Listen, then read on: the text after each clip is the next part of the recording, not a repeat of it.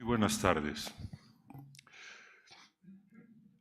Es un gran honor para mí y para esta institución casi centenaria de México, el Colegio Nacional,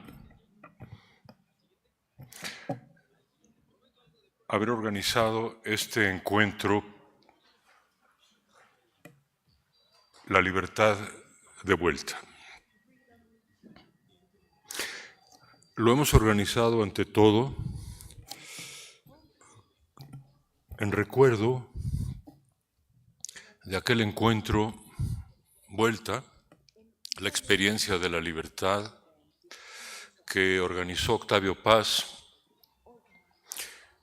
la revista Vuelta, los que colaborábamos con él, en 1990, y al cual vinieron personalidades, pensadores de todo el mundo, o de casi todo el mundo, para examinar los temas candentes de ese momento: la libertad, la democracia,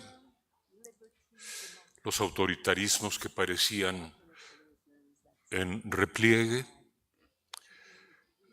la religión, el lugar de la literatura en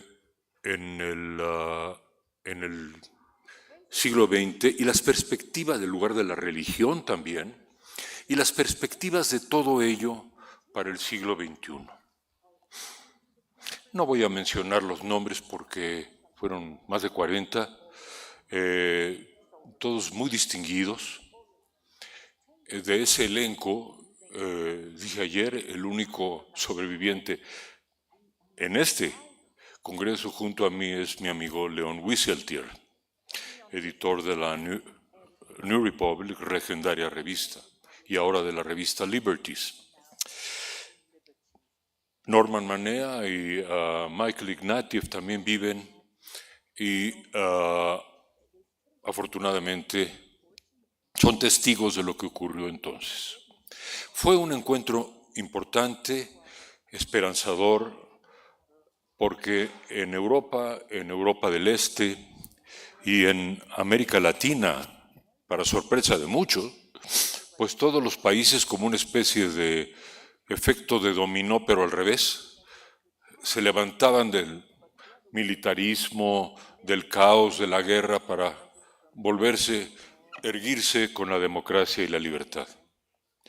Bueno, algún día vamos a volver a editar todos esos reflexiones. En su momento editamos 7 volúmenes, haremos un documental, vale mucho la pena, pero lo haremos en combinación con este encuentro a los 35 años de aquel. La libertad de vuelta reúne a otro elenco igualmente notable de pensadores con puntos de vista distintos, plurales. Somos amigos, pero pensamos afortunadamente distinto. Creemos en la libertad, creemos en la democracia, pero tenemos puntos de vista distintos, incluso encontrados, para hacer el diagnóstico del momento actual. Y como es un momento en el que han surgido tantos problemas, tantos temas que jamás imaginamos siquiera en el año de 90.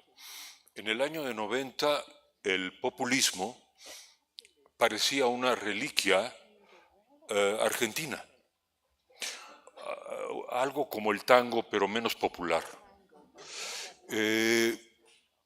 Y de pronto, con la aparición de Hugo Chávez a final del siglo, el populismo, con una cierta inspiración peronista, pero también con un componente importante de ideología marxista en la relación de Hugo Chávez con Fidel Castro, adquirió, una presencia y una fuerza muy clara en el continente, pero lo que jamás imaginamos, yo no estoy seguro ni siquiera que en 1998 lo hubiésemos imaginado, es la aparición de este fenómeno, pero con gobiernos claramente de derecha en Europa, motivados por varias razones que son temas que vamos a analizar aquí. Y además, ¿quién iba a imaginar la irrupción de ese peronismo latinoamericano en la Casa Blanca? No creo que a nadie se le hubiera ocurrido. Pero bueno, la historia es una caja de sorpresas y tampoco entendimos muy bien la naturaleza del fundamentalismo religioso. Tampoco, en ese congreso, por cierto, nadie habló de China. No existía en el horizonte. Bueno, hubo omisiones, hubo algunos aciertos, me imagino, más omisiones y distorsiones que aciertos, pero en todo caso nos unía un mismo espíritu de optimismo y de esperanza. Bueno, 35 años después, aquí estamos para analizar desde distintas perspectivas los grandes temas de nuestro tiempo. Es una reunión de ideas, una confrontación de ideas y de diálogo, de debate, ideas, diálogo, debate, eso que hace falta tanto en México. No es una reunión de confrontación política, no somos un club político, somos un grupo de amigos que hemos visto siempre con pasión, con interés y con preocupación los temas de nuestro tiempo. Todos mis amigos y los participantes en este encuentro tuvieron oportunidad de escuchar estas mismas palabras con 2 o 3 palabras de más o menos el día de ayer en un primer momento de la reunión que tuvimos en la Universidad de la Libertad. Así que voy a omitir para ahorrar tiempo, pero sí lo mismo que he dicho en inglés, pero sí voy a decirles a ellos, welcome to el Colegio Nacional. This is an institution founded in 1943. Here in this place, the most cherished and respected Mexican writers and thinkers and painters and scientists have had a place, and it's here that I first attended the lectures of Daniel Cosío Villegas and Octavio Paz and so many others. So I'm very pleased to give you, to welcome you here, and let's start the discussion on the first panel. Thank you very much.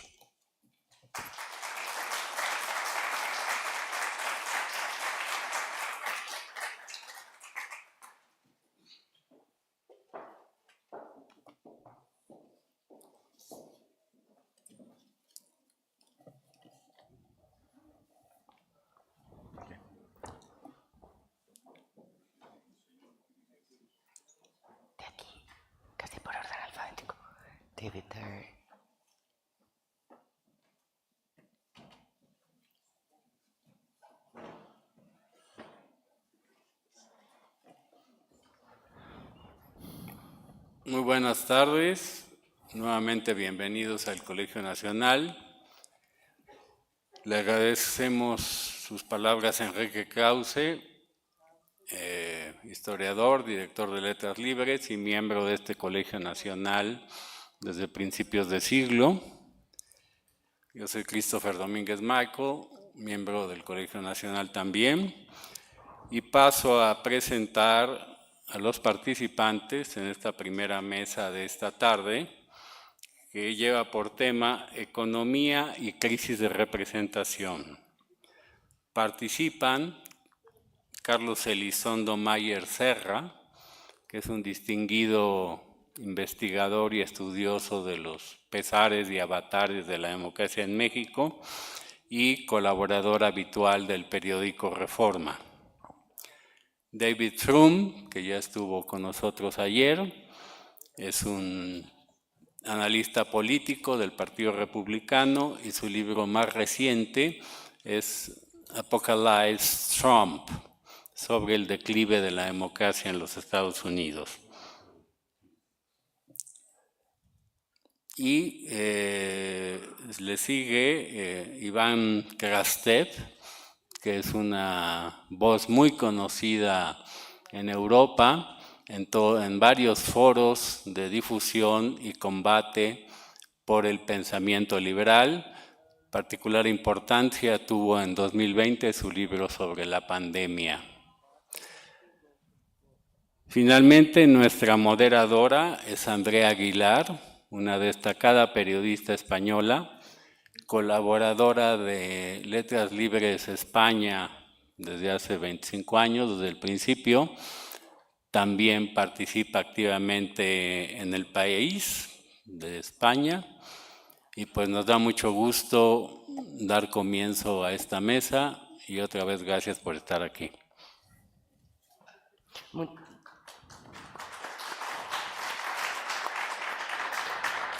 Muchas gracias, Christopher, muchas gracias, Enrique, muchas gracias al Colegio Nacional, a la Fundación Arte y Cultura, a la revista Letras Libres, por poner en marcha estas maravillosas conversaciones y este homenaje al encuentro de Vuelta de 1990. Esta conversación se está retransmitiendo por streaming, nos están siguiendo en directo por el canal de YouTube y por la página web del Colegio Nacional. Un saludo a todos los que están conectados y un saludo también a todos los que nos acompañan aquí hoy. Gracias por venir. Las conversaciones arrancaron ayer, este encuentro arrancó ayer y ya se habló del liberalismo y sus críticos y también de los nuevos ejes autoritarios. Esta tarde estamos aquí reunidos para hablar de la economía y la crisis de representación, es decir, para hablar de las consecuencias que la economía tiene o no tiene en la erosión de las instituciones democráticas, en el auge de los nuevos populismos. Se ha hablado mucho en los últimos años de la comparación con los años 30, con el auge de una derecha muy fuerte, con la falta de respeto a las instituciones democráticas, también con el auge de populismos de izquierda. Creo que es maravilloso que hoy aquí tenemos reunidos a un representante muy destacado de México, una mente brillante de Europa del Este, y también a un excelente conocedor de la realidad estadounidense, lo cual nos va a dar una perspectiva muy diversa y nos va a permitir ampliar el contexto. En este mundo en el que el nacionalismo parece que gana y gana adeptos, aquí vamos a por el internacionalismo y a por abrir la conversación. Quiero arrancar con Carlos. Voy a plantear una serie de preguntas a cada uno y luego la conversación se irá animando y, por supuesto, animo a los participantes a que se respondan entre sí. Carlos, ¿la economía ha afectado a la erosión de las instituciones democráticas en México? ¿Sí o no? Sí, lo siguiente, no. Let me first thank a lot, Enrique, for the opportunity of being here. I'm very sorry, but I will be speaking in Spanish because at el Colegio Nacional. I'll not speak Bulgarian, I promise. At el Colegio Nacional, speaking in English would be, to say the least, strange, especially with público mexicano. Entonces hablaré en español, aunque eso tenga un cierto costo en la conversación.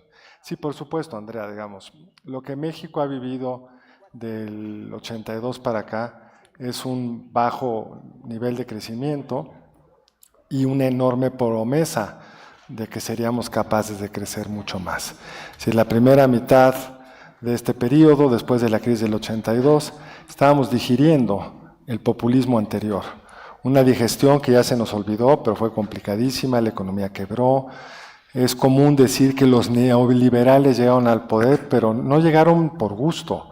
No llegaron a vender empresas públicas porque era divertido, no abrieron la economía porque pensaban que era lo mejor, lo hicieron porque no les quedaba de otra. Sin embargo, ese proceso fue enormemente costoso y lo increíble desde entonces es que la extraña pseudodemocracia del PRI, una democracia con muchos adjetivos, logró sostener un ajuste brutal en la economía. Pero no fueron capaces de rehacer la economía en esa apertura, en esa privatización, en esa creación de un modelo neoliberal, por decirlo rápidamente.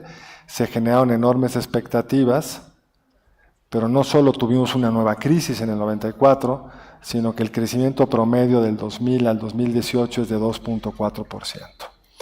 A diferencia de España o Polonia, donde la apertura y la integración con las economías respectivas generó un boom, un crecimiento mayor al de sus vecinos, en el caso mexicano fue apenas un crecimiento como el de nuestro vecino. En un contexto de creciente desigualdad, de exclusión social, en un país que está concentrando la riqueza, instituciones muy débiles, incapaces de proveer seguridad y los principales bienes públicos, más la crisis del 8, el camino estaba hecho para que llegara un líder con un discurso distinto. Y ese líder es, por supuesto, Andrés Manuel López Obrador.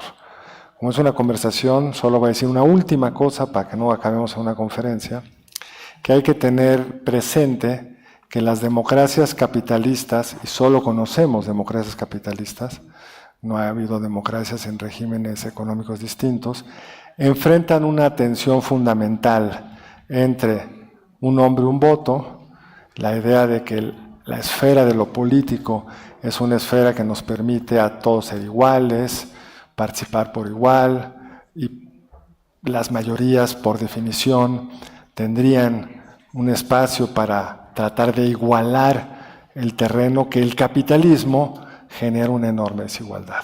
Y el modelo neoliberal, en su búsqueda de la eficiencia, pues generó condiciones de mucho mayor desigualdad y además, atravesados por la crisis del 2008, abrió la puerta a gobiernos populistas, es una mala palabra populista realmente, gobiernos que logran convencer a la mayoría de que hay una ruta distinta y en las democracias pues gana quien logra convencer a la mayoría que hay una ruta distinta. Muchas gracias, Carlos. Now it's Ivan's turn. So even we spoke about many aspects, but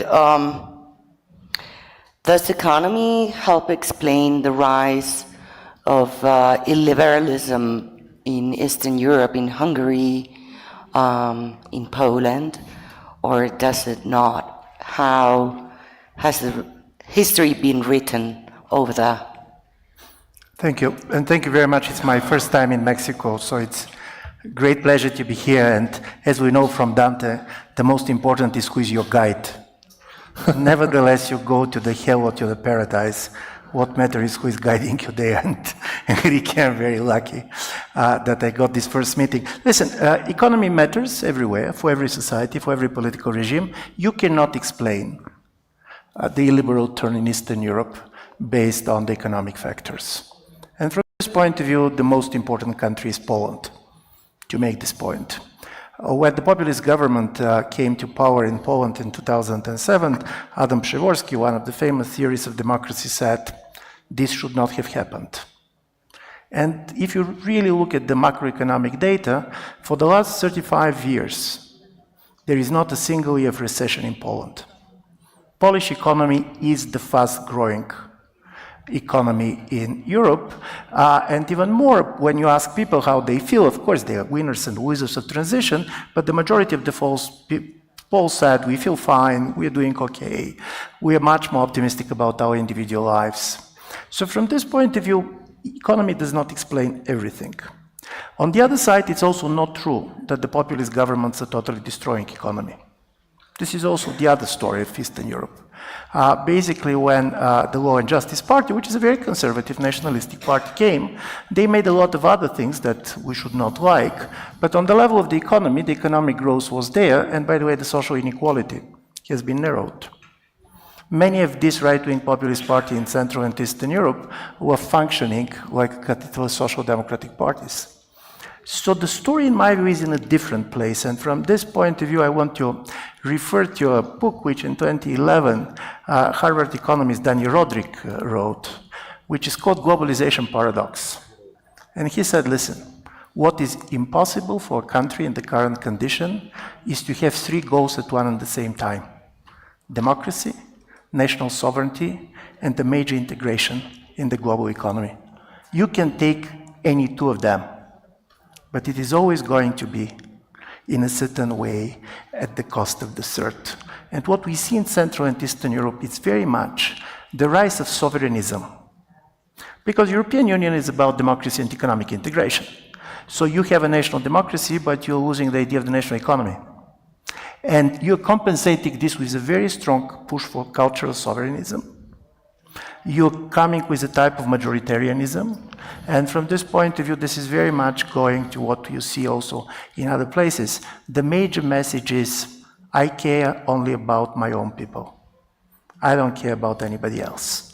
And I do believe this is the difference in Central and Eastern Europe. There are Central and Eastern European countries where economy is explaining more than in the case of Poland. But even in the case of Hungary, we should be fair about this. Viktor Orban came to power because of the major economic crisis of the previous liberal socialist regime. And he did certain things. For example, he went against the foreign investors in order to protect the Hungarian currency and so on, which were quite popular. So I'm saying this because my major point is, we talk about populism, but populism is always in plural. There is a famous Swiss joke, if you allow me a joke, about a German boy, French boy, and Swiss boy, all of them 10 years old, basically arguing where the babies come from. And the German boy said they come from the skies and parents find them in front of the door. And the French boy started laughing and said, no, no, of course they come from the bedroom. But here the Swiss boy became very nervous. And he said, do not generalize. It's different from canton to canton.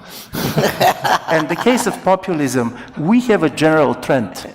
But when it comes to explanation, we should go with the Swiss version. It's different from canton to canton. Okay, great. Thank you, Ivan.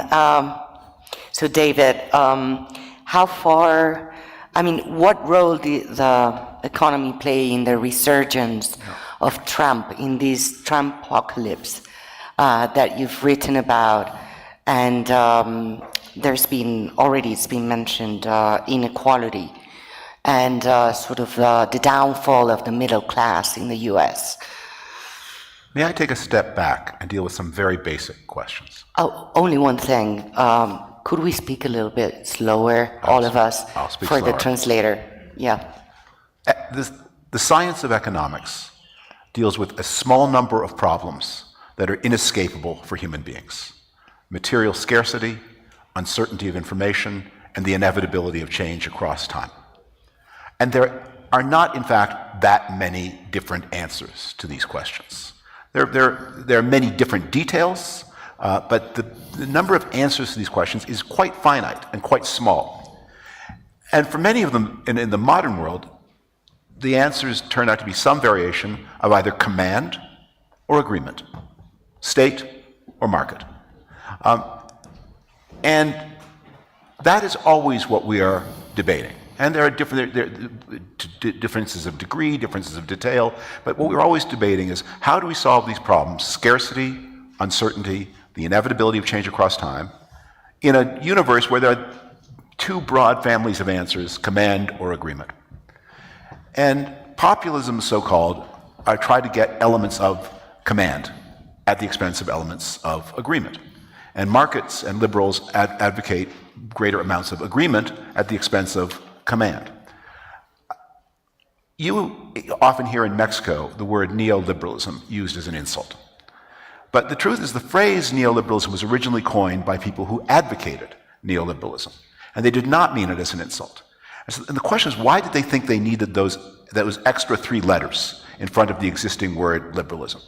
Well, economic liberalism evolved in the 18th and 19th century to mean a system of very broad agreement, maximum amount of agreement, but that system was prone to crises, depressions, shocks of all kinds, culminating in the most terrible of the shocks in the 1930s. And coming out of that experience, advocates of market economics said, you know what, we need to learn from some of our critics. And the neoliberalism, which was, again, a phrase coined by people who advocated this kind of change, was to say, we must learn from our critics and integrate into our systems of agreement certain elements from the domain of command for the greater stability of the liberal system. For example, when there is a threat of a boom or a bust, we should have a central bank that can smooth the boom or the bust. When people are coping with the uncertainties of unemployment and old age, we should provide some provision, which will also help, by the way, mitigate the problem of boom and bust. One of the reasons you don't get Great Depressions anymore is because people know in a real crisis, in an advanced economy, there is some level of social provision. People don't fall to zero. They continue to get certain benefits. And that keeps those who produce also producing. So neoliberalism is a phrase that reflects market thinkers' respect for their critics and their need to learn and their need to adapt. It's a tribute to the learning nature of market economics. Now, the advocates of command are not so good at learning. And indeed, in some ways, they're getting worse. There was a period in the 1970s and 1980s when advocates of socialism tried to learn from the domain of agreement. And their efforts, the Soviet Union had some, other countries had others, to integrate elements of market into a command economy to see if it could work. It did not work. The command economies collapsed all over the world, and the advocates of command lost prestige. Now they're back, and this time they're saying, you know what our mistake was? Our mistake is learning too much. We must go backwards, we must be more obscurantist, we must be more primitive, we must be more dogmatic, we must not learn anything from our experience. So we have contrasted 2 systems. The neoliberal system, the market system, is a little bit in discredit right now, but its resource is that it can learn. And the advocates of command, they're a little bit in the ascendancy right now, but they have a disadvantage, which is they always have trouble learning, and they have never had more trouble learning than they have today. They just refuse to learn. They see it as a betrayal to learn. And so I think it's pretty clear where this present moment is going. And we are going to see, with the rise of statism and protectionism and nationalism and command in the United States, in Mexico, in many other places, these experiments are going to fail. And then the people who try to grope out of the failure are going to discover there aren't that many answers. If one doesn't work, you have to try the other. Okay. Would any of you Sí, yo querría, I would like to address your point about the command versus the agreement. Basically, I think there's an element that must be taken into consideration, which is China. China certainly shows the world that there's a combination between command and market, between state and market, that works extremely well. And China manages to live in the world of the market without the consequences that people thought it would have. When Japan and Germany entered into the market, they integrated also as democratic countries, opened their economies, opened their political systems, and became normal citizens of the world. The problem now for this distinction between market and state is that China has been extremely successful in using the market, planificating in critical areas, and as you've seen in the relationship between the US and China, now the upper hand is China with rare earth and other materials which are even more important than the chips that the US could sell to China. So that's why this combination of command and market, I think, has changed. Of course, Mexican state is incapable of doing anything similar to what China did. There are some particular characteristics that explain why China has been so successful. But I think that's one of the reasons when even in right-wing US or sort of left-wing Mexico, there is this new attractiveness to command the economy, because among other things, neoliberal and the markets create some sort of exclusions that you can only solve through returning to Roderick's main idea. You cannot have at the same time the three, so what Trump is opting for is democracy and nationalism against globalism. And for 30 years we thought that globalism in China would allow them to be less nationalistic and more democratic. Just to continue on this, because I agree that China is the real challenge. Never before Western democracies have been seeing a competitive economic system. Soviet Union, even in the 40s and 50s, was quite successful basically when it comes to producing high quality military weapons and others, but they never managed to produce this kind of a level of standard of living and others. And here the story is, we were challenged with three assumptions that became problematic. One is that market creates a middle class, and the emergence of middle class automatically creates demand for democracy. You remember the old generation of democratic theories, people like Lipset and others, they're basically going to believe that there is, in modernization theory, almost automatic relations between the emergence of the middle class. And then you can have a middle class society in China, which is not, at least for the moment, striving for democracy. Secondly, big data is changing the way the command economy works. Listen, all the things that the Soviet Planning Committee was dreaming about was the type of an information that you can get now, because this is not simply information on the market, but also social attitudes and others, also totally different possibilities for control. But my third story, and this is the one that worries me most, is that while when we speak on conferences, we see the American, for example, system as the Chinese system as very different in confrontation, I see a much more convergence, and this time on the Chinese side. I don't see, for example, the way how American big technological companies in their relations to the government start to be so different than the Chinese one. Suddenly they became a company, state-minded private companies. And their relations with Trump was very kind of important on this, because the scale itself changes their relations to the government. And I'm saying this because, in my view, the biggest story about, and I agree very much with you that the market has one major advantage, and this is self-correction. You do something, and then basically you earn out of it. But probably we're going in a different type of economy at all. Because you said about economic crisis. Is America in a crisis? If you trust the stock market, not. Basically, level of unemployment is quite low. So this is not 1929. This is not this type of crisis. And if you see also people, particularly technological companies, they're cashing the future. In my view, this is the major kind of a challenge that we see. In politics, populism is cashing the past. Highly nostalgic, by the way, both on the left and on the right. On the future, you have companies that have not produced $1 profit, who are basically now with a valuation of trillions. And I do believe this kind of a time change is going against some of our assumptions from the 1990s or the beginning of the 20th century, where the technological change changed the nature of the economy.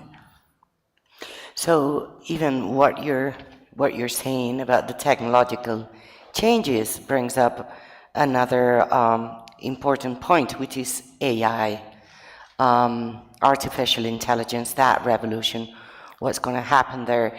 It seemed for a bit after Trump came to power in the US that the tariffs that he was going to put in place and the anti-immigration policies would lead to high inflation, and that would eventually hit some of his voters and might get him out of power. Now that is not actually happening yet. Partly, as I understand, because of the AI boom. It's a boom and boost that you mentioned, David. So here, different things that I would like you all to comment. So it's AI and that boom, and then the boost would be COVID. and what happened there. Even you wrote a book about it, so. No, I'll start. I do believe that COVID is totally under-analyzed breaking point, both in political and economic terms. We talk about protectionism, but to a certain extent, there was a kind of anti-globalist sentiment in any different moment. But it was during COVID which suddenly you realize how much you're dependent for major goods on things that are produced thousands of kilometers away. That created this very major strong push all over the world of we need a type of national economy. I don't want to be dependent on China or on other countries for any medicine that have been produced. It cannot go like this. Secondly, in my view, COVID changed dramatically the way this new technology entered the life of the population as a whole. Listen, there was internet before and there was social media and so on, but the way people changed their life, the way basically we start to relate it to them in a period of 2 or 3 years, and this was globally, it happened everywhere at the same time. This is, in my view, dramatically changing the way of politics. And thirdly, when was coming was that it changed the imagination of the people. I'm just going to give you one example. Imagine that you're a climate activist, and all your life you have been dreaming all planes to land at the same day for environmental reasons. You're dreaming about this, but you don't believe that it's possible. It happened. And if you're a right-wing activist, you have been basically dreaming that all borders to be closed at the same day. You're dreaming about it, but you don't believe it's possible, and it happened. So suddenly what is possible and what is not possible dramatically changed during the COVID period. And as a result of it, when I see many of the governments coming back, for me the major question is what they learned from COVID. For example, the Biden administration decided that one thing that people learned from COVID was that big government is back. They read COVID experience as a Great Depression experience. Because really the government helped, and particularly Biden government helped people. But at the same time, there was also strong libertarian resentment against this. Don't tell me how to live. Don't go after my freedoms. And as a result of it, there was also, I do believe, Milei victory in Argentina cannot be explained without the COVID experience, particularly among the younger generation, where informal sector was basically totally destroyed by some of the protectionist measures. So from this point of view, what we are seeing is you have this major rupture, which in my view was COVID, and then different governments try to make their choices when it comes to Dani Rodriguez's trilemma. And I agree totally. In the case of United States was sovereignty. Suddenly, basically, Trump go and then to the American people, we were not the hegemon. We were the hostage. We are the biggest victims of globalization. We are going to be the leader of the anti-globalization movement. And when a country and economy on the side of the United States take this position, believe me, this has the effect which basically the changes in the Soviet Union had on the communist bloc. Because America was the biggest insurer of this system. Mm-hmm. And I do believe this is the things that we, and very much goes back to the conference between 35 years ago. Unfortunately, we're unlucky because 35 years ago, you have really first-class East Europeans on this conference. You have people like Miloš and Kolakowski, and now you should live with me. But the story is that this is a major change. And from this point of view, we cannot talk about the economy in the same way we have been talking before. Mm-hmm. Well, Trump's big idea, to the extent he has a big idea, is to make the American economy look and function more like the Chinese economy. More control over the movement of people, more ownership by the state over the productive economy, borders tighter, more state control over supply chains, and also more and more and more debt.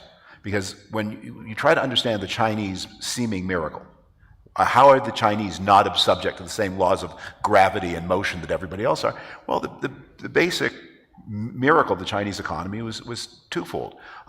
One was they had a society with a very high level of education over hundreds and hundreds of years that had been immiserated by crises in the 19th and 20th centuries. But it's like Poland. When the crises end, the human resources of the society propel the society forward. And the second was they used the power of the state to suppress private consumption and to redirect all the wealth, or much of the wealth, created by the rebound of a potentially advanced society to state control and in high investment. It's very much the same thing the Soviets did in their seeming miracle after World War II. It's the same thing that other developing economies have tried to do. And the Chinese had the advantage. That's actually the present Mexican government's approach. But it doesn't work in Mexico because your government is not repressive enough to make this. It's plenty repressive, but it's not repressive enough to suppress private consumption so much. But Donald Trump looks at this and says, I don't see a system that is partly rebound and partly making terrible mistakes that are going to lead to disaster. I see this as a model for the United States to emulate at the expense of American liberties and at the expense of American world leadership. So as Yvonne says, with a second Trump presidency, yes, it is true that the global market is in crisis because the country that has underwritten and supported the global market is retreating. Because one of the things that was so true in the great days of our much lamented neoliberalism was in the 19th century, if you were a maritime power of any size, the Netherlands, Denmark, and you wanted to protect your shipping from pirates, you had to have your own navy, which cost money. And if you wanted to protect your people from being invaded and their houses burned down by their neighbors, you had to have their own army. And after 1945, the United States said to its friends, you know what? Pirates, our problem. We'll have a navy, you won't. The problem of people invading your borders and burning down your houses, our problem. No one will have an army of any meaningful heft. All the armies will be integrated into an American command structure. You will not have to fear your neighbors. And all of this will liberate enormous resources for productive use. And the United States can abundantly afford the cost of providing security to everybody else because it's cheaper than war, as the United States learned twice in World War I and World War II. And as the United States withdraws, everyone has to now find the resources to meet their security challenges. Because as I say, the problems are always the same. They are inherent in what is our human nature, and there aren't that many solutions. And when a solution that worked is abandoned, we revert to solutions that have been tried in the past and that don't work so well. Me gustaría tratar de contestar un poco tu pregunta porque le hemos dado la vuelta. Y ciertamente la economía mundial ahora enfrenta una tensión muy particular porque de acuerdo a todos los parámetros que se hubieran imaginado los economistas, el aumento en las tarifas, lo que tú dijiste, debería de habernos llevado a una situación económica muy distinta. Si bien cabe resaltar que la tarifa real existente es menor a las que se anunciaron, sí es un mundo de mucho mayor protección que en el pasado, nunca Estados Unidos había estado con este nivel de proteccionismo, y al mismo tiempo también es cierto que no ha tenido impacto alguno en la reindustrialización de Estados Unidos. Si uno ve el empleo industrial en Estados Unidos, es prácticamente el mismo, un poco menor de que existía antes de la llegada de Donald Trump en este segundo periodo al poder. Entonces, ¿qué es el cambio increíble, novedoso, una ruptura con la economía en el pasado? Pues es la inteligencia artificial. La inteligencia artificial hoy está explicando prácticamente todo el crecimiento en Estados Unidos, con lo cual además se está desequilibrando aún más los beneficios de este crecimiento, porque como decías tú hace un segundo, pues muchas de estas empresas no generan un centavo, lo que se espera es que generen el futuro, pero quienes tienen acciones de esas compañías ya vieron una mejoría patrimonial importante, con la cual se pueden sentir cómodos para seguir gastando ese pequeño sector de la población. Entonces lo curioso para mí del caso de Estados Unidos es que llegó al poder Donald Trump con un discurso de no solo Make America Great Again, pero de mejorar la situación de las clases populares, mayoritarias, por lo menos y de la clase media, de la clase media, blanca, industrial, y está lejos de haber logrado eso. No solo no ha logrado eso, sino vimos en la discusión respecto a la cerrada del gobierno de Estados Unidos, pues parte importante del objetivo presupuestal del gobierno de Trump es que aumenten las pólizas de seguro médico de los ciudadanos de Estados Unidos.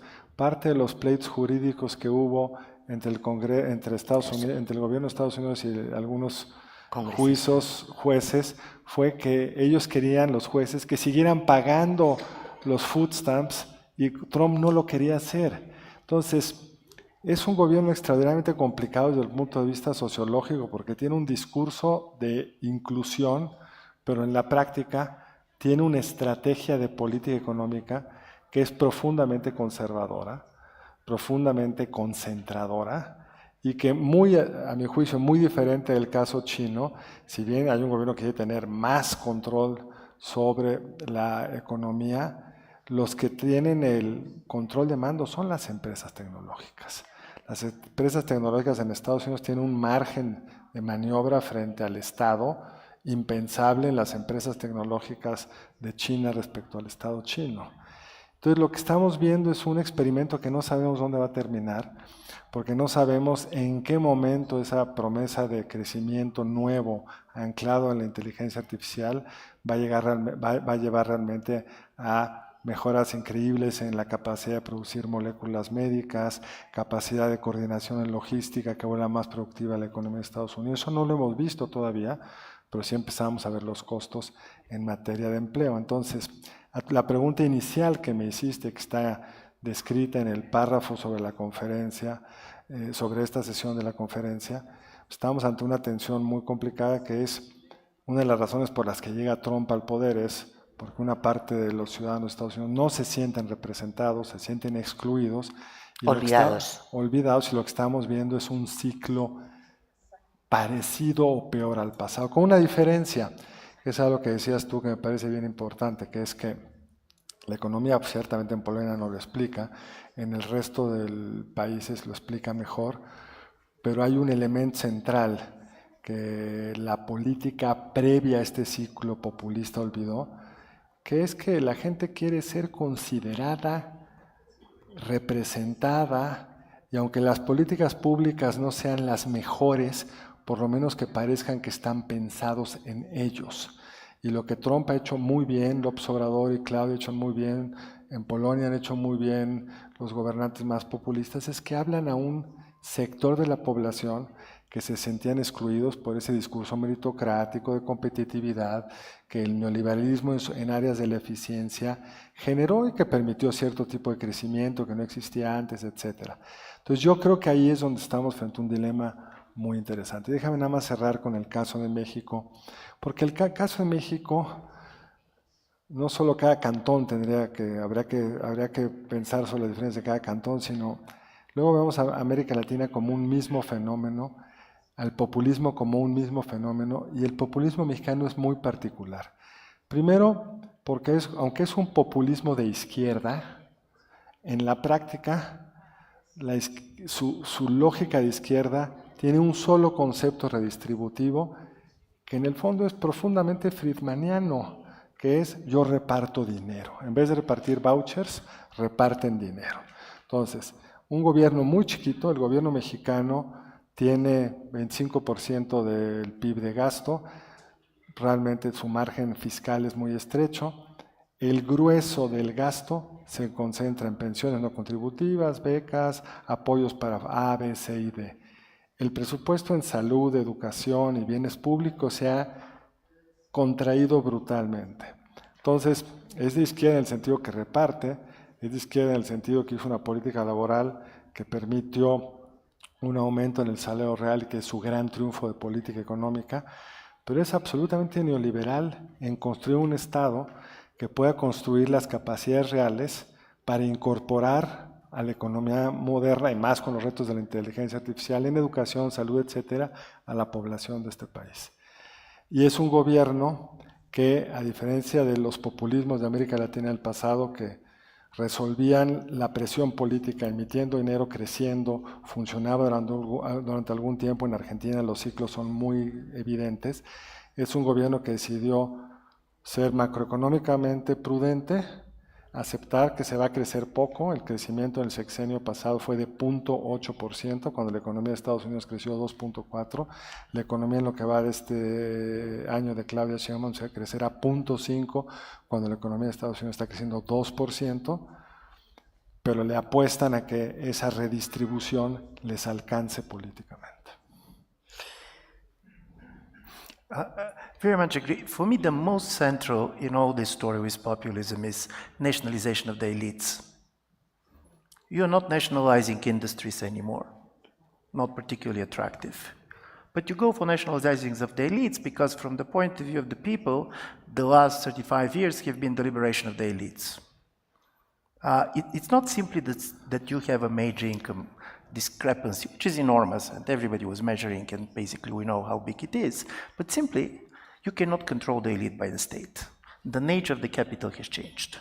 I can move out. You cannot tax me.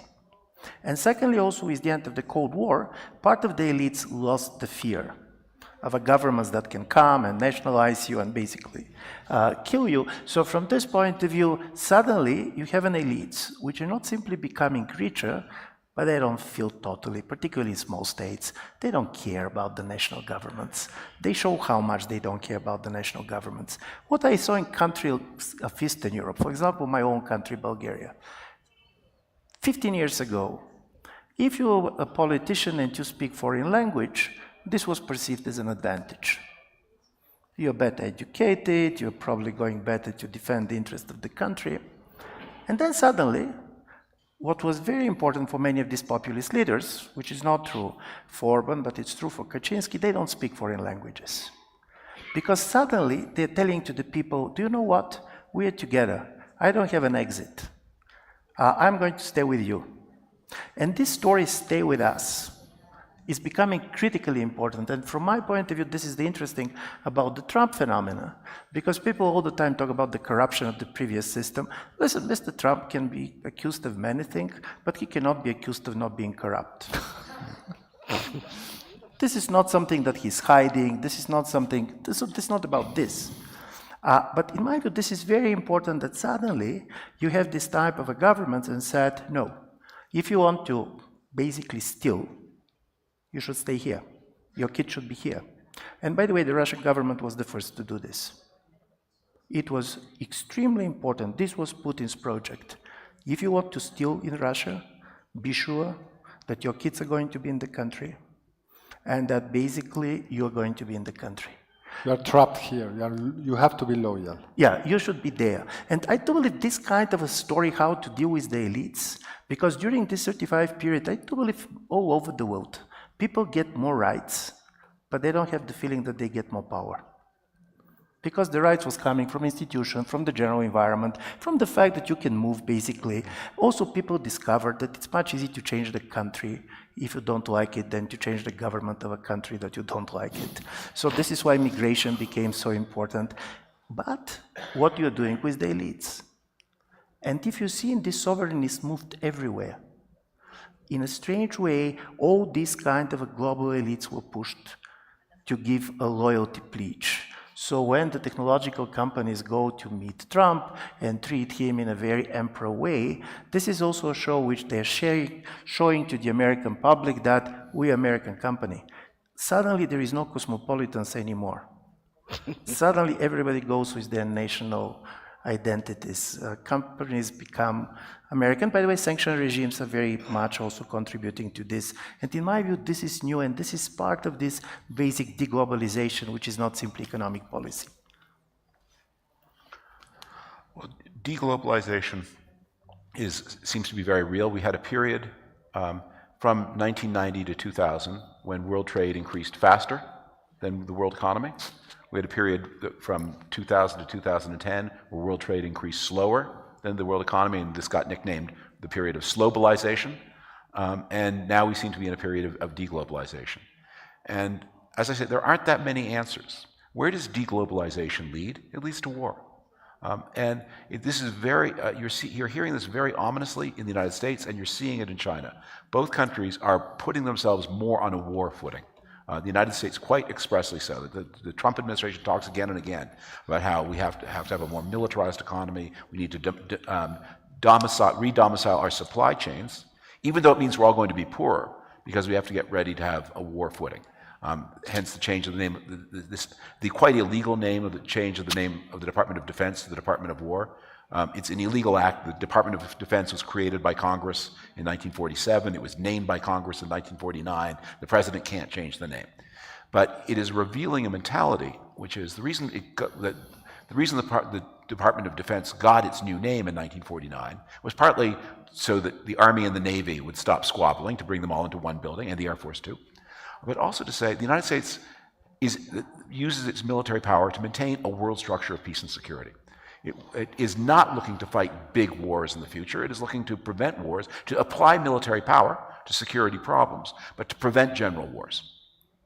Now it seems to be quite explicit in the Trump administration. They want a general war with China. They're getting ready for one. And when you get ready for one, you make it more likely. And the Chinese too, as they reimpose larger and larger elements of command on more and more of their economy. They're not as reckless in the way they talk as the Trump administration is. But you can see the intention, and it is also deeply menacing, and the behavior becomes more aggressive. As I say, there are not that many solutions. There's commerce and there's conflict. Talking about war, you mentioned Russia. What's happening with the Russian economy and the Putin regime as an example of how or how not economy affects an illiberal regime? Listen, Putin is a great study of this process of deglobalization, which at one and the same time was very important for Russia to be part of the global economy, because Russia is very much depending on the export of natural resources. From this point of view, in many respects, Russia managed to achieve the communist ideal not to exploit people, because they're mostly exploiting natural resources. No, but if you see, basically 40% of the Russian budget is coming from oil. What they did, and this was very interesting, because they very much used the West to do what they wanted to do. First, after Crimea, when the Western sanctions was put, suddenly the Russians came with counter-sanctions on agricultural products. And all my American economist friends said, the Russians are crazy. No, they were not crazy. They were preparing for the war. When you are preparing for the war, for you, food sufficiency is critically important. So they came with the tariffs in order basically to go classical import substitution story to basically prepare the economy for the war situation. And secondly, of course, what they started to do very much is try to cut Russia from the global financial market, because they expected what is going to happen with the financial sanctions. They basically was trying to get their internet, very much the idea of the digital sovereignty. So I agree very much with David on the fact that even when the war is not the objective, only way to try to convince people to go on this type of a fortress states economy is to try to threaten them that war is possible. And this is what happened in Russia. Russia is a strange and particular economy, but also Russia shows one major analytical, in my view, failure on the Western way to understand what was going on.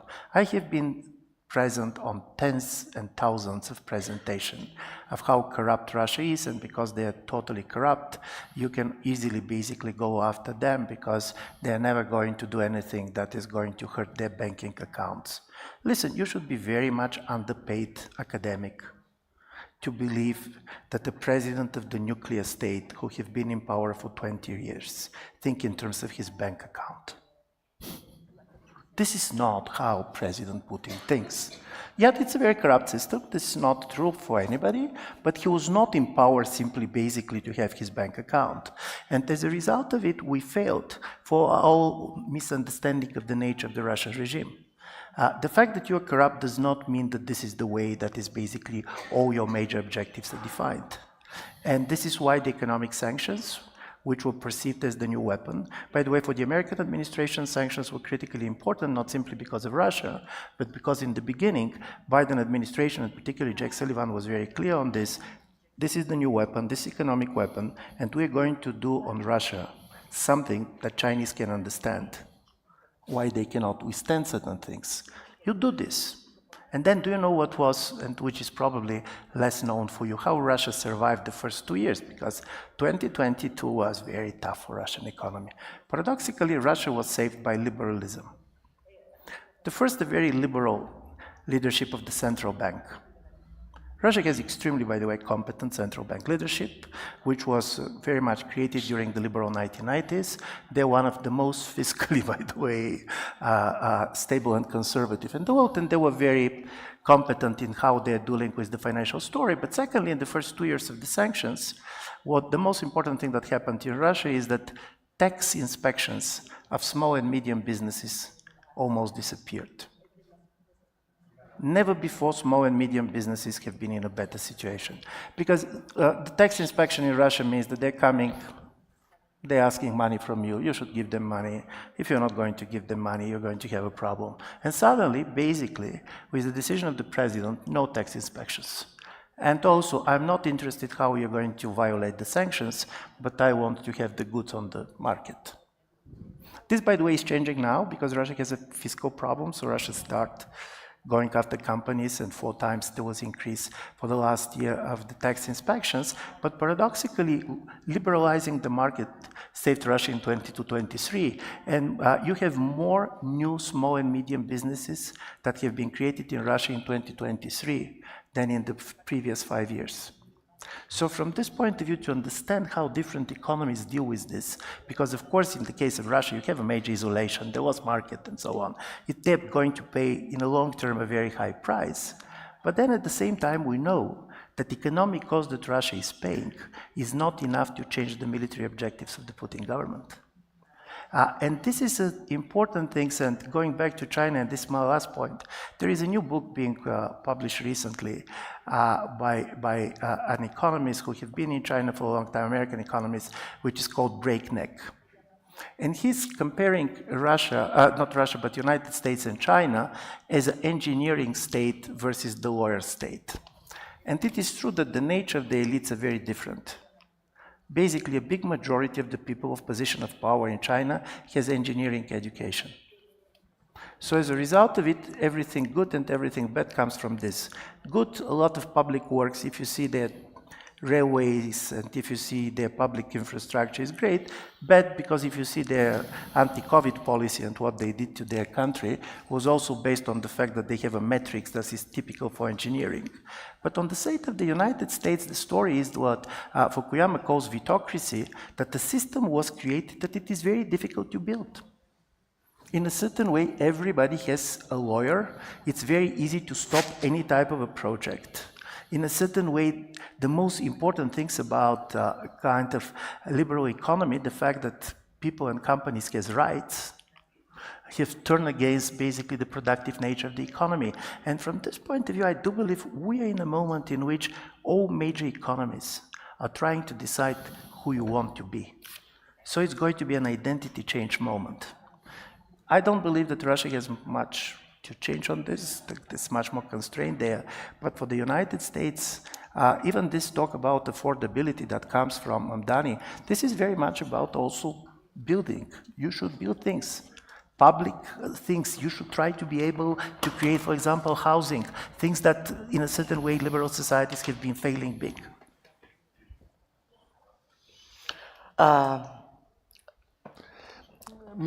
Reaccionando al tema del poder, la guerra y el ejemplo que Rusia le da a los europeos, que estamos de regreso a un mundo donde lo que importa es el poder y no las instituciones. Creo que para América Latina,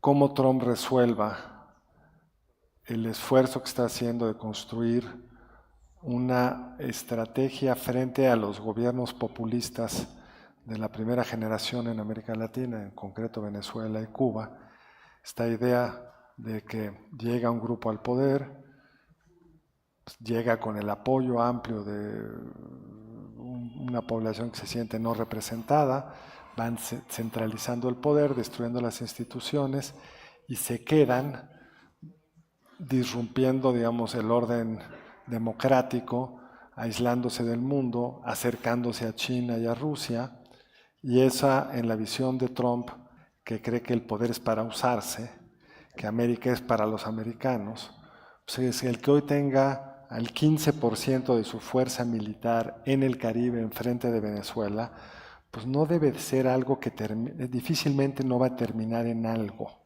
Y si esto termina Es una posibilidad, no digo que vaya a suceder, pero si esto termina ya sea con Maduro negociando una salida, con un golpe interno para deponer a Maduro, con algún ataque militar que elimine a alguna de las gentes cercanas a Maduro o al propio Maduro, el equilibrio en Estados Unidos, en América Latina respecto a su relación con Estados Unidos va a cambiar de forma dramática y los gobiernos que en el siglo XX en América Latina, sobre todo la segunda mitad, lograron una amplia autonomía respecto a Estados Unidos, el mero hecho de que la isla de Cuba siga siendo gobernada por Fidel Castro a unas cuantas millas de Florida es un símbolo de cómo cambió el poder en la segunda mitad del siglo XX, cómo siendo el poder, el gobierno más poderoso del mundo, tuvo que enfrentar una serie de restricciones, aún después de la caída de la Unión Soviética. Podrías argumentar que mientras la Unión Soviética estaba ahí, hubiera puesto en riesgo algún tipo de escalamiento militar. Cuba ha estado pues, aislada, prácticamente en el estancamiento económico o incluso en la destrucción más dramática de sus capacidades productivas, cuarta parte de la población cubana saliendo de Cuba. Y sin embargo, Estados Unidos no ha podido hacer nada. Y creo que con Trump hay el anuncio de un objetivo distinto.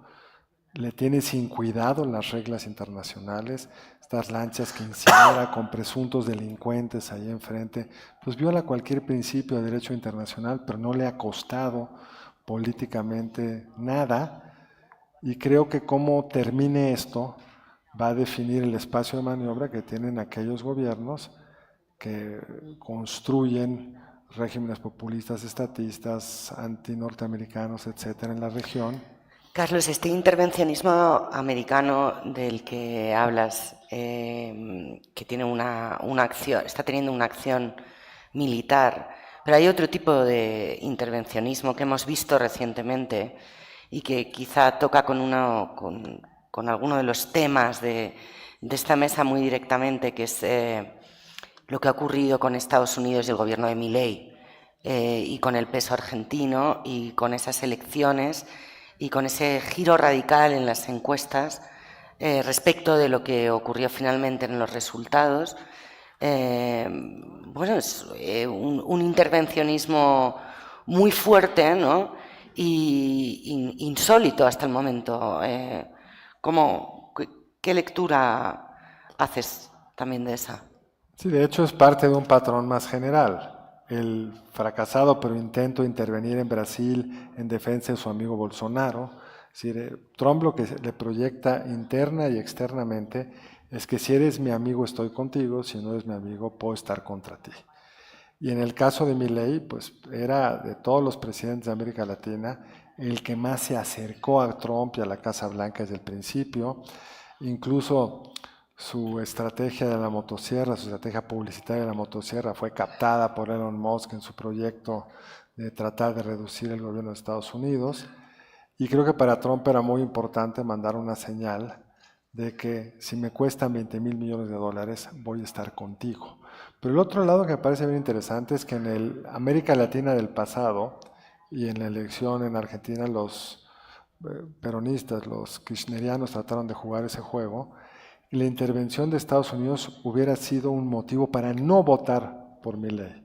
Si el nacionalismo argentino, uno hubiera esperado en la vieja lógica del siglo XX, hubiera sido costoso el apoyo de Trump. Y luego de ser costoso, sucedió lo que tú dijiste.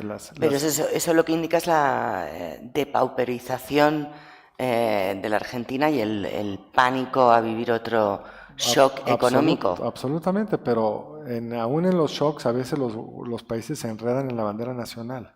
Aquí no se enredaron en la bandera nacional y en parte por lo que dice, lo mismo en Venezuela. Si tú preguntas en Venezuela, ¿quieres una intervención de Estados Unidos? No hay encuestas que podamos citar confiables, pero lo que te dicen los que están en el terreno de juego es que una amplia parte de la población de Venezuela querría la intervención de Estados Unidos. Y eso es el costo del empobrecimiento que te generan estas políticas macroeconómicas absurdas, que en el corto plazo funcionan, en el mediano no, en el corto plazo te dan el poder, en el mediano no te pueden echar aunque tengas todo el poder. Y si en algún país se cumple lo que decía Gian de que es más fácil cambiar de país que cambiar de gobierno, es Venezuela. Una cuarta parte de la población de Venezuela optó por cambiar de país porque no podía cambiar de gobierno. Y en ese contexto, pues Estados Unidos se vuelve como la luz, no digo que sea una acción correcta, ni respete las reglas internacionales, ni mucho menos, pero lo interesante, como lo pones tú, es que están tan pauperizadas las poblaciones que lo ven como una opción atractiva. ¿Cuál es tu lectura, David? What's your reading of these American interventions we just mentioned? It was an example of Trump wanting to make the United States less like itself and more like somebody else. American interventions are obviously very frightening to the rest of the world. American military power is so enormous. And through history, whenever there has been one great power, Philip II, Louis XIV, the other powers combine against the great power. The United States, since 1945, has avoided that fate because it has provided security for free to everybody else. It's made its power not a threat to others, but a resource to them. And for those people, and Latin America has a different experience, but for the close American allies in Western Europe and Northwest Asia, American power was not a threat. American power allowed you to have a much more generous social welfare state than you otherwise would because you didn't have, and provided peace because the Germans and the French knew they couldn't fight each other anymore. That was over. It would not be allowed. And the United States has, since 1945, has understood that while it uses its power in its own interests, and sometimes quite selfishly and sometimes stupidly, it usually is concerned with some form of legitimation. In the past half century, since the Reagan era, there have been two major interventions that the United States did directly in Latin America. There was the Central American Wars that were indirect, but directly, the Grenada invasion in 1983 and the Panama invasion in 1990. And in Grenada in 1983, the United States created an international coalition of other Caribbean powers. And you can question how serious this was, but when 1,900 American troops went into Grenada in 1983, there were also, I believe, 300 troops from Jamaica, Barbados, and other Eastern Caribbean countries to say this is a multilateral invasion. And although that was perhaps a fiction, it was a legitimating device, and because the invasion was so swift, so cost-free to both Americans and the Grenadians too, and because the transition was so dramatic and successful, there wasn't a lot of question. In 1990, when President George H.W. Bush toppled Noriega, he didn't have a coalition that time, but there were court orders against Noriega, not only from the United States, but also from France, and I think from the pre-coup government of Panama itself. And so you could say, well, we are intervening not just because of President Bush's wish, but to honor an American court order. And indeed, after Noriega finished his court sentence in the United States, he went to France and served a court sentence in France. This time, there is no form of legitimation at all. There's no authorization by Congress. There's no authorization by any kind of international coalition. There are no allies. There are no partners. In fact, Trump is going out of his way to, the most important partner you could have in a military intervention in Venezuela is with Colombia. And Trump is going out of his way to alienate and insult Colombia. They're not helping either, but he's making it very easy for Colombia not to help. There's no public support at home. There's no budget. There's no appropriation. If the action, whatever it is cheap and easy and successful, then he won't need it. But if there's any difficulty, if there's any form of resistance, if the United States forces outrun their budgetary authority, he's got nothing. He's got no ability to go from Congress. So he is, and he is alarming everyone by saying that the central theory of American power from 45 to the first Trump administration is, as scary as it looks, you know what? It's not going. You can get on the right side of it. You can make it a resource for you. It will protect you more often than it will threaten you. There's no sense in combining against it. If this operation is one where, without that structure of legitimation, American power looks very frightening and very similar to Chinese power. And a lot of people who don't have deep cultural connections to the United States, I mean, the Europeans aren't going to change, the Japanese aren't going to change. But if the locus of competition becomes Southeast Asia and the Indian Ocean, countries like Indonesia, Vietnam, Malaysia, they have no fondness for the United States. They have no common history of cooperation.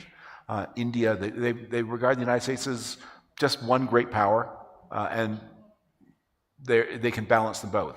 And in a world in which the United States power seems as unpredictable, or actually even potentially more unpredictable than Chinese power, as unconcerned with legitimation as China, maybe even less concerned with legitimation, you put a lot of countries into positions where they have to make their own choices in a way that is very dangerous to long-term security for the United States and very dangerous for the peace of the world. So here I got some questions from the audience, and one of the questions, David, is about the Chinese currency and how does it affect its how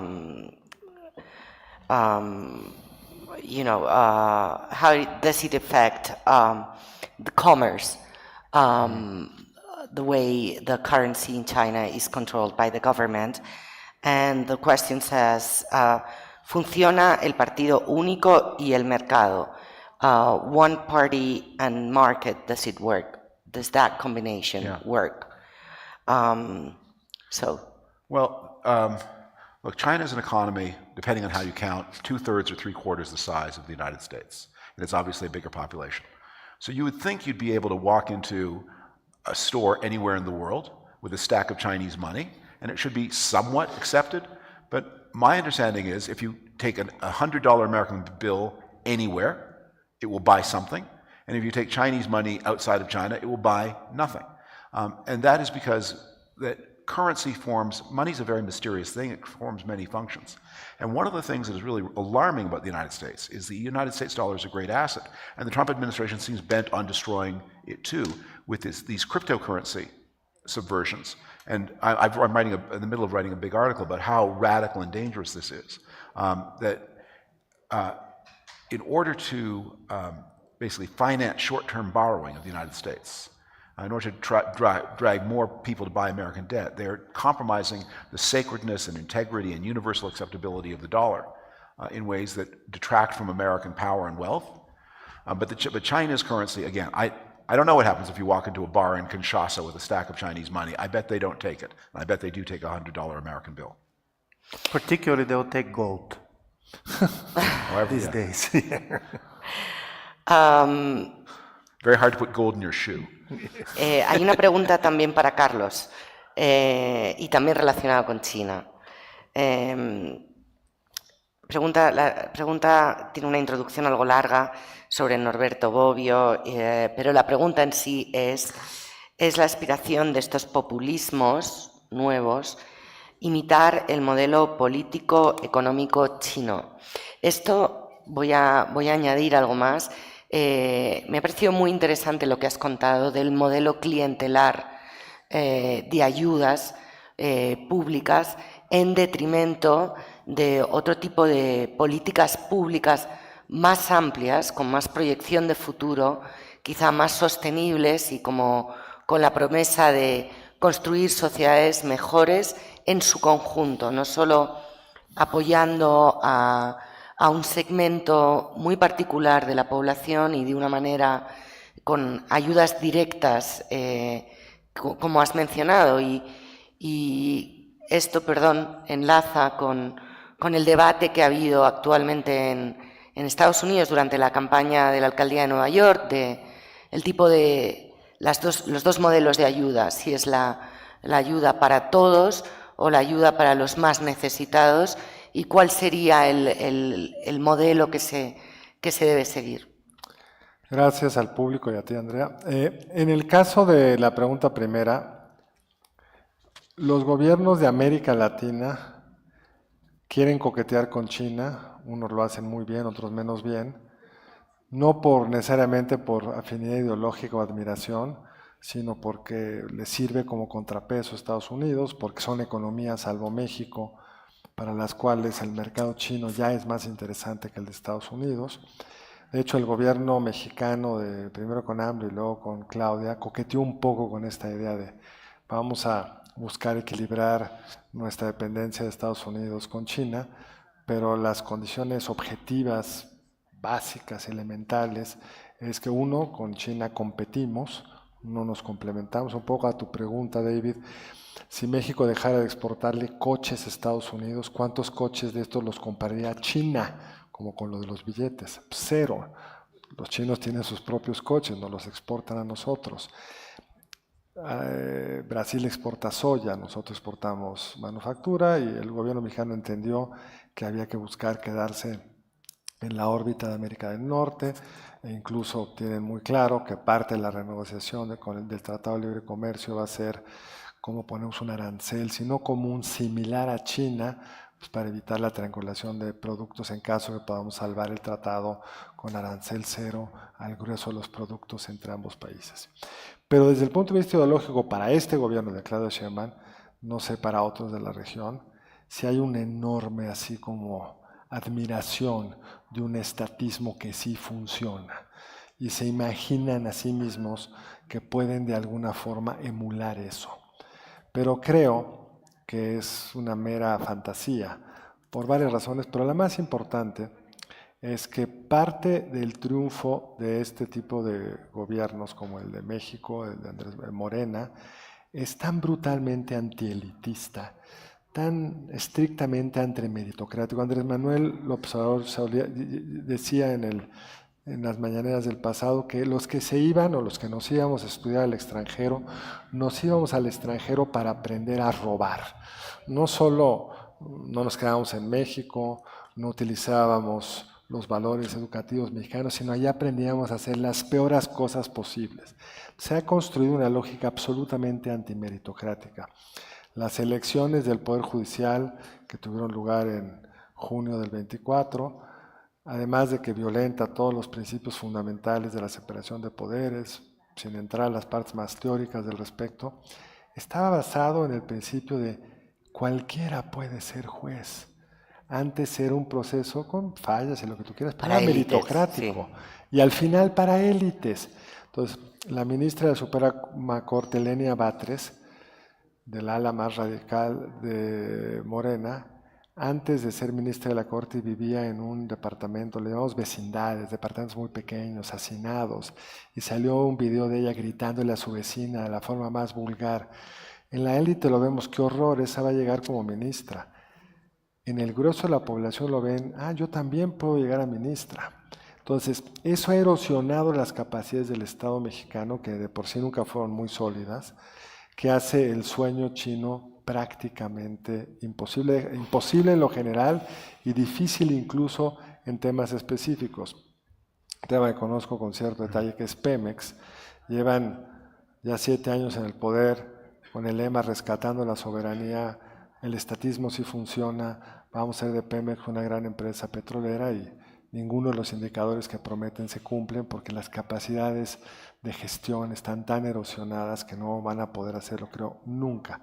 Entonces, ese tipo de competencias no las tienen y en parte eso explica, y ahí el observador es bien inteligente y sensible, dijo, pues mira, yo no puedo asegurarte que te llegue salud, eso es muy complicado, hay que meterle mucho dinero, pues sí puedo asegurar que te llegue dinero. Entonces el intercambio es muy sencillo, yo te doy dinero y tú luego resuelves tus temas de salud por otro lado.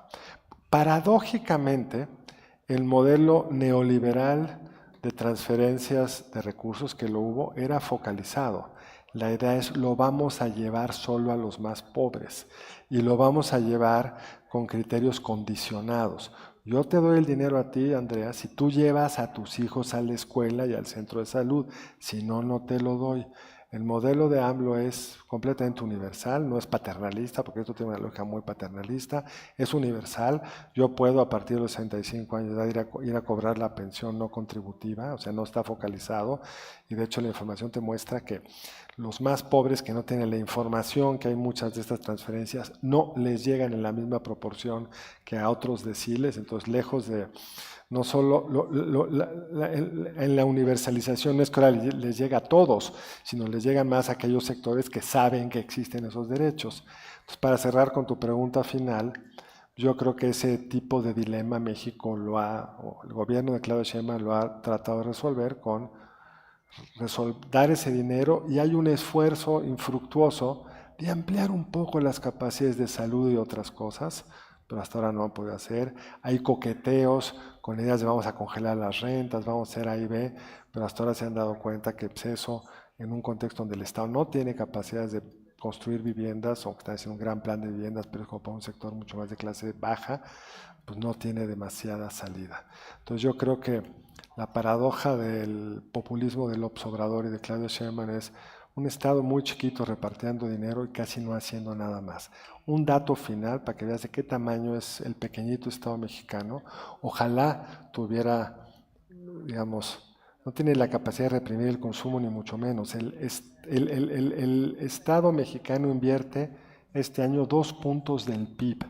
La inversión privada son 20 puntos del PIB. Es un Estado que sabe que sin la inversión privada el anémico crecimiento mexicano sería aún más frágil.